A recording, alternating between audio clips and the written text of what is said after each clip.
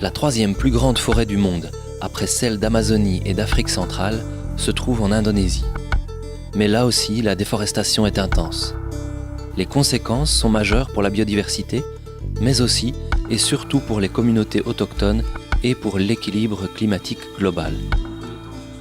Michel Genet, directeur de Greenpeace Belgique, nous explique les enjeux économiques qui président à cette destruction. On a parfois un peu trop la perception que Greenpeace est quelque chose qu'on voit à la TV, les baleines, un type qui monte des types qui montent en salopette sur une cheminée, etc.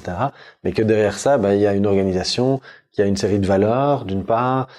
et qui mène des campagnes en se basant sur des recherches et sur des dossiers qui sont le plus souvent très très étayés. Et dès lors, je crois que c'est important de faire cet effort de sensibilisation des gens, puisque je pense qu'on n'arrivera pas à sauver notre planète et les gens qui vivent dessus si effectivement il n'y a pas des efforts de conscientisation de manière directe, comme un Midi de la Fuchsie le permet, qui soient faits. Je pense que à la fois en tant que consommateur, on a une responsabilité dans l'usage du papier, que ce papier soit au maximum recyclé, et puis si pas recyclé, au moins labellisé. Et le meilleur label pour nous, avec certaines nuances, c'est le label FSC. Ça, c'est la première chose. Je pense qu'au niveau des producteurs de papier, des producteurs de matières qui font appel à l'huile de palme, puisque l'huile de palme est un grand facteur de déforestation en Indonésie, il est aussi essentiel qu'ils prennent conscience de l'origine de l'huile de palme et que ça ne soit pas fait à partir de forêts qui aient été brûlées ou supprimées. Et puis je pense aussi qu'il y a un vrai enjeu macroéconomique, c'est-à-dire que les pays du Sud ont en général comme seule ressource les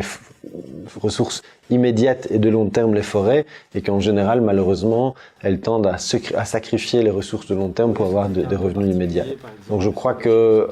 en tant qu'individu, on a une casquette de consommateur, on a une casquette de citoyen, et puis je pense qu'en tant qu'organisation comme la nôtre, à nous d'utiliser les meilleurs leviers possibles pour que les efforts conjugués d'organisations comme Greenpeace, d'une manière un peu top-down, si je puis dire, pour parler un peu barbare, et les efforts des citoyens et des consommateurs de manière un peu plus bottom-up se rejoignent pour éventuellement arriver à faire bouger les choses. Mais c'est vraiment essentiel qu'on s'y mette tous, parce que je